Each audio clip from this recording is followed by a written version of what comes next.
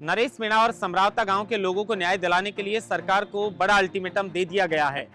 ये चेतावनी मिली है विधानसभा घेराव की। विधानसभा घेराव की चेतावनी देने वाला कोई और नहीं बल्कि नरेश मीणा के खास माने जाने वाले और कांग्रेस नेता प्रहलाद गुंजल, जो इस मामले को लेकर शुरू से ही मुखर नजर आ रहे थे। अब उन्होंने कह दिया है कि जो फरियादी थे उन्हें अपराधी बनाया जा रहा है, उन्हें दोषी बनाया जा रहा है और जो दोषी थे वो आजाद घूम रहे हैं। और समरावता गांव के अंदर घर जलाने वाली, प्रॉपर्टी जलाने वाली और लोगों के साथ बर्बरता करने वाली पुलिस थी, जबकि जिन लोगों की प्रॉपर्टी जली है उन्हें दोषी बना दिया और जिन्होंने ये प्रॉपर्टी को जलाया है उनको खुले में छोड़ दिया गया। इस तरीके की बात जो है वो प्रहलाद गुंजल की ओर से की जा रही है। तो अब किसी भी तरीके से इस मामले को लेकर आगामी 25 फरवरी को जो है गांव-गांव और घर-घर की अलख जगा दीजिए और 25 तारीख को विधानसभा घेराव जो है वो किया जाएगा।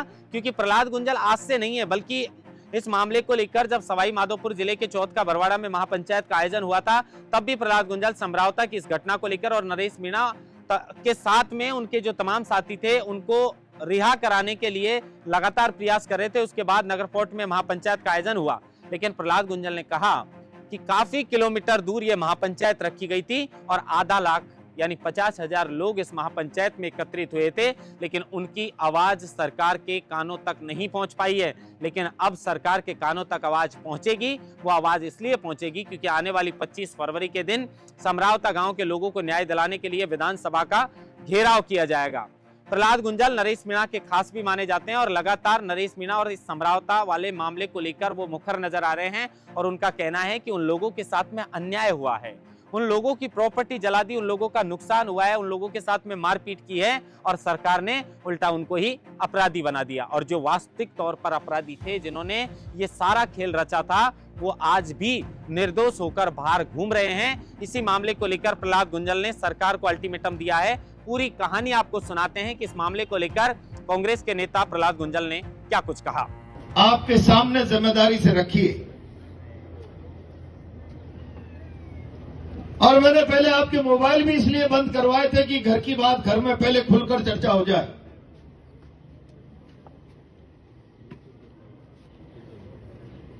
और सामूहिक चर्चा के बाद हम सारे लोग इस निष्कर्ष पर पहुंचे, सरकार समरावता प्रकरण में संवेदनशीलता का परिचय दे। यह उदाहरण कायम नहीं करे लोकतंत्र कि सरकारी हमला जनता पर हो जाए और न्याय की मांग का आवाज दब जाए, बल्कि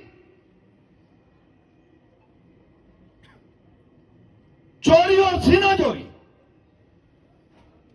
फरियादियों को गुनाहगार बनाया जाए, जिसकी प्रॉपर्टी जले उसे जलाने का अपराधी बना दिया जाए। मैं समझता हूं हम लोकतंत्र में विश्वास करते हैं, हिंसा में हमारा विश्वास नहीं, और इसीलिए हमने चौथ के बरवाड़ा से लेकर नगर फोर्ट तक अपनी आवाज को ठीक तरीके से सरकार तक पहुंचाने का प्रयास किया। लेकिन मुझे लगता है इस सरकार की मंशा समरावता प्रकरण में लोगों को न्याय दिलाने की नहीं, और ऐसा हुआ तो ये बहुत अन्यायपूर्ण बात होगी। और शायद हो सकता है सरकार की मंशा इसलिए भी नहीं कि समरावता को न्याय पुनर्भरण, इन बातों पर अगर सरकार को आगे बढ़ना पड़ा तो यह भी स्वीकार करना पड़ेगा कि लोगों की संपत्ति सरकारी अमले ने जलाई है, सरकारी अमले ने। शासनिक तंत्र के अपराध पर पर्दा डालने के लिए न्याय की भावना का अगर ये सरकार कत्ल करना चाहती है तो फिर चलाओ लाठी गोली, और हमारी आवाज बंद नहीं हो सकती। हम आग्रह कर रहे हैं, लोगों का अनुरोध था कमेटी बने, चर्चा करें। आप लोग भी जाओ, मिलो अपने स्तर पर तमाम नेताओं से, न्याय की बात को ताकत दो।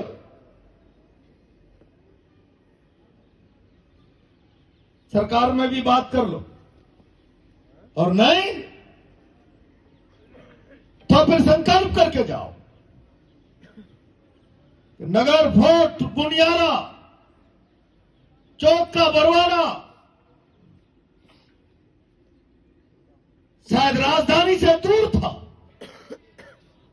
और इसलिए सरकार के कानों तक आधा लाख लोगों की आवाज भी नहीं पहुंच पाई।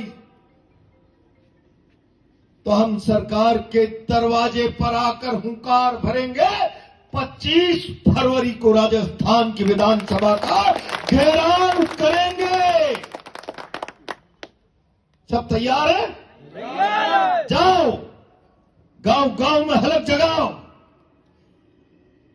अगर समरावता की न्याय की आवाज दब गई तो जुल्म का नया इतिहास लिखा जाएगा।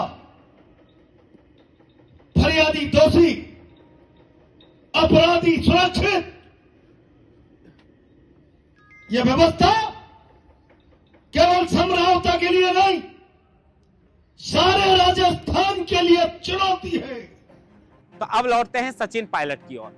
सचिन पायलट के लिए हम आज इसलिए चर्चा कर रहे हैं, 3 दिन से हम चर्चा कर रहे हैं, लेकिन आज इस चर्चा में खास ये है कि विजय बैंसला जो स्वर्गीय कर्नल किरोड़ी सिंह बैंसला, जो गुर्जर आरक्षण संघर्ष समिति के संयोजक भी रहे हैं, उनके बेटे हैं विजय बैंसला। और विजय बैंसला जो कभी अंदर ही अंदर सचिन पायलट से जला करते थे, वही विजय बैंसला जब जीके राजस्थान का कार्यक्रम जो है वो जयपुर में रखा गया था, उस वक्त वो कहते हुए नजर आए थे कि हमारे प्यारे, हमारे लाडले सचिन पायलट जी, और फिर सचिन पायलट जी के नारे लगवाते हैं। आप सोचिए समय कितना बदल जाता है, समय क्या से क्या करवा देता है। जो नेता दूसरे नेता के लिए अपने मन में जलन रखता हो, वही नेता आज एक मंच पर एक साथ बैठकर और जब स्टेज पर आता है तो सबसे पहले याद उसी सचिन पायलट की आती है, क्योंकि विजय बैंसला अच्छी तरह जानते हैं कि सचिन पायलट कौन सा स्थान गुर्जर समाज में और राजस्थान में रखते हैं।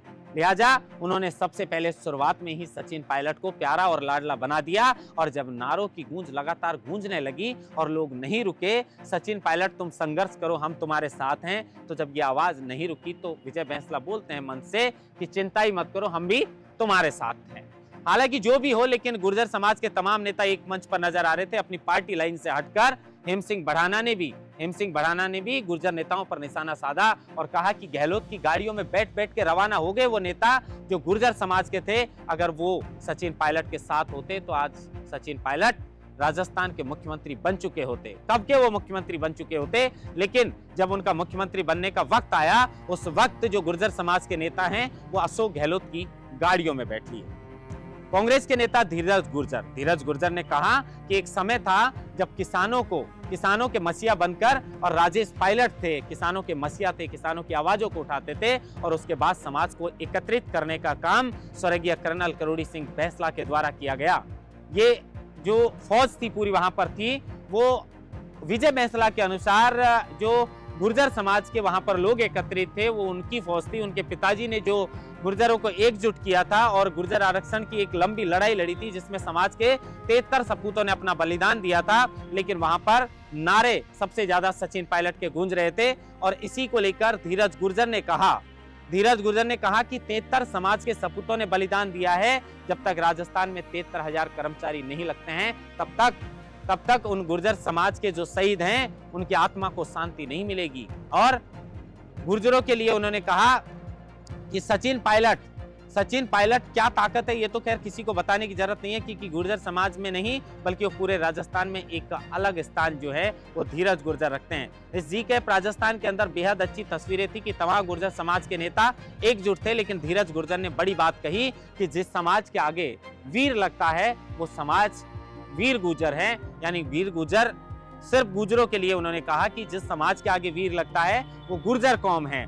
तो इस तरीके से अपनी समाज के लिए उन्होंने अपनी आवाज को बुलंद किया, और आने वाले समय में इस जीके राजस्थान के भवन के माध्यम से आने वाले समय में इसमें जो भी सहयोग करना होगा, तमाम गुर्जर समाज के लोग और गुर्जर समाज के नेता इस भवन के लिए हमेशा अपना योगदान करते रहेंगे। इस पूरे मामले को लेकर जो विजय बैंसला ने नारे लगवाए उनको सुनाना भी बेहद महत्वपूर्ण होगा, क्योंकि वो नारे जो है वो लगातार सोशल मीडिया पर वायरल हैं। हम भी आपको सुनाते हैं कि इस पूरे मामले को लेकर जब मंच पर विजय बैंसला आए थे तो उन्होंने किस तरह सचिन पायलट के नारे लगवाए और कैसे कहा कि सचिन पायलट हमारे प्यारे और लाडले हैं।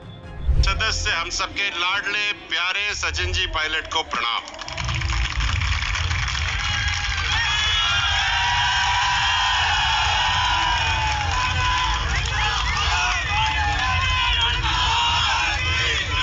मजा नहीं आया? थोड़ा और जोर से।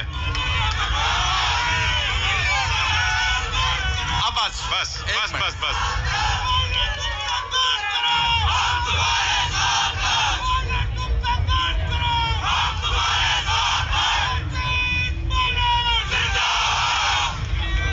भैया हम भी साथ ही हैं, चिंता ही मत करो। बहुत अच्छा, बहुत अच्छा।